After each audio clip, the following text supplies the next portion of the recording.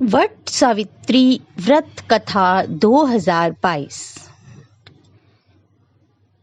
मित्रों, क्या आप जानते हैं सावित्री ने यमराज से वो कौन से 3 वर मांगे जिनकी वजह से आज भी पूरी दुनिया उनकी पूजा करती है?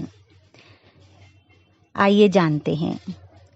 30 मई को वट सावित्री व्रत रखा जाएगा।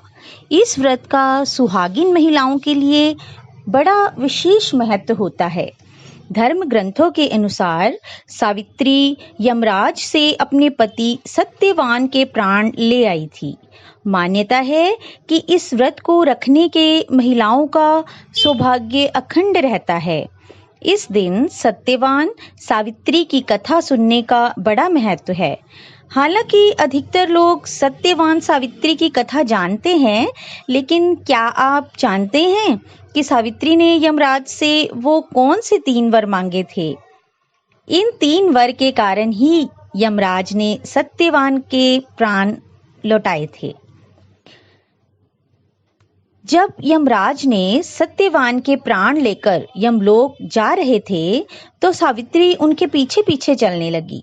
ये देखकर यमराज ने सावित्री को समझाने की बहुत कोशिश की, लेकिन वह असफल रहे।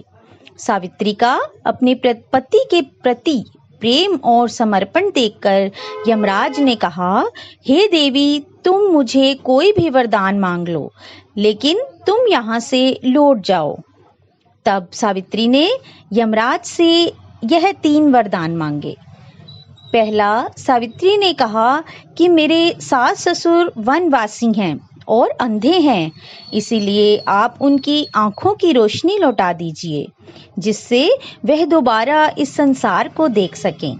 यमराज ने उन्हें ये वरदान दे दिया और सत्यवान के प्राण फिर लेकर जाने लगे। सावित्री फिर उनके पीछे पीछे चलने लगी।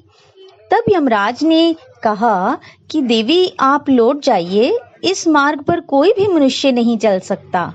यमराज की ये बात सुनते ही सावित्री ने कहा, भगवान, मुझे अपने पति के पीछे चलने का पूरा हक है। ये मेरा कर्तव्य है, इसीलिए मैं अनुचित नहीं हूँ। सावित्री की इस बात से यमराज बहुत प्रसन्न हुए। उन्होंने सावित्री से एक और वरदान मांगने के लिए कहा। फिर सावित्री ने कहा कि मेरे ससुर एक राजा थे, लेकिन दुश्मनों ने उनका राजपाट सब छीन लिया, इसीलिए वह वन में भटक रहे हैं। आप उन्हें उनका राज्य दोबारा लौटा दीजिए। यमराज ने सावित्री को ये वरदान भी दे दिया। इस दौरान सावित्री यमराज के पीछे पीछे चलते हुए यमलोक पहुंच गई। इसके बाद यमराज ने सावित्री से तीसरा वरदान मांगने के लिए कहा। सावित्री ने अपने तीसरे वरदान में 100 संतान और अखंड सौभाग्यवती बनने का वरदान मांगा। यमराज ने सावित्री को ये वरदान भी दे दिया। वरदान मिलते ही सावित्री ने कहा कि प्रभु, मैं एक पतिव्रता पत्नी हूँ और आपने मुझे पुत्रवती होने का आशीर्वाद दिया है, इसीलिए